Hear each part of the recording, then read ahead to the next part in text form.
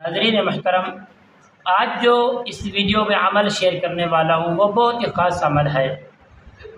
تمام اہل اسلام کے لیے مرد بھی کر سکتا ہے، عورت بھی کر سکتی ہے، بچہ بھی کر سکتا ہے، بزرگ بھی کر سکتا ہے۔ ہر چھوٹا بڑا اس عمل کو کر سکتا ہے، اس کی برکتیں حاصل کر سکتے ہیں۔ اس ویڈیو کو آخر تک ضرور دیکھیں۔ السلام علیکم ورحمۃ اللہ وبرکاتہ۔ عملیات کی باتیں چینل میں آپ کو خوش آمدید کہتا ہوں۔ امید کرتا ہوں کہ آپ سب لوگ تمام اہل اسلام صحت مند عافیت سے ہوں گے۔ اللہ تعالیٰ سب کو صحت، عافیت، تندرستی، امن، سکون، راحت والی زندگی عطا فرمائے۔ رب العالمین آپ کی زندگی میں بہار ہی بہار عطا فرمائے۔ تو ناظرین محترم، جن دوستوں نے ابھی تک میرے چینل کو سبسکرائب نہیں کیا، سبسکرائب بھی کریں، شیئر بھی کریں، لائک بھی کریں، اچھے اچھے پیارے پیارے سوہنے سوہنے کمنٹس بھی کریں تاکہ آنے والے ہر اپڈیٹ آپ تک پہنچتی رہے۔ اور آج دیکھیں، ہر وہ بندہ عبادت تو کرتا ہے پر دعا قبول نہیں ہوتی، ریاضت بھی کرتا ہے، سخاوت بھی کرتا ہے پر اس کی دعائیں قبول نہیں ہوتی۔ آخر کار وجہ کیا ہے جس کی وجہ سے ہماری دعائیں اور ہمارا احسن عمل قبول نہیں ہو رہا؟ کیا ہماری نیت میں فالٹ ہے؟ کیا ہماری سوچ وچار غلط ہے؟ کیا ہمارے ارادے غلط ہیں؟ کیا ہم وضو صحیح نہیں کرتے؟ کیا عبادت کو محبت سے نہیں کرتے؟ کیا اپنے رب کے قریب ہم نہیں ہوتے؟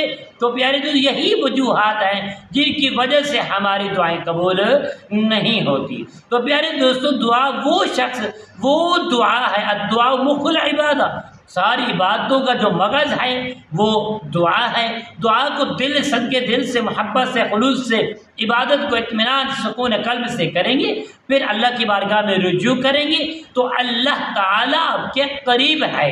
تو پیارے دوستو، ہر دعا، ہر مقصد میں کامیابی حاصل کرنے کے لیے جو میں آپ کو عمل دے رہا ہوں، یہ عمل نہیں ہے، بہت ہی با کمال عمل ہے، آزمودہ، ہمارا آزمایا ہوا عمل ہے۔ ایک بار محبت کے ساتھ تو کریں۔ جو لوگ نماز میں محبت نہیں رکھتے وہ عمل کیسے محبت سے کریں گے اور کیسے اس کی برکتیں حاصل کریں گے؟ ہم لوگ چاہتے ہیں کہ ایسے ہمارا کام ہو جائے، نہیں بھائیو، ہر کام میں محنت ضروری ہے، اللہ تعالیٰ اس کا صلہ عطا فرماتے ہیں۔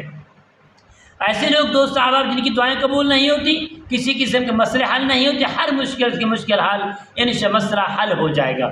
تو آپ نے کرنا کیا ہے؟ جب بھی آپ اس عمل کو شروع کریں گے تو آپ نے سب سے پہلے 11 مرتبہ درود پاک پڑھنا، حضور کی بارگاہ میں اس کا، شہدائے کربلا کی بارگاہ میں اس کا تحفہ پیش کرنا ہے۔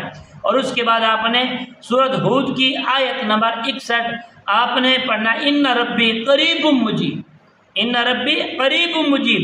میرے دوستو، یقیناً میرا رب، ہمارا رب ہمارے قریب ہے اور ہماری ہر دعا کو قبول فرماتا ہے۔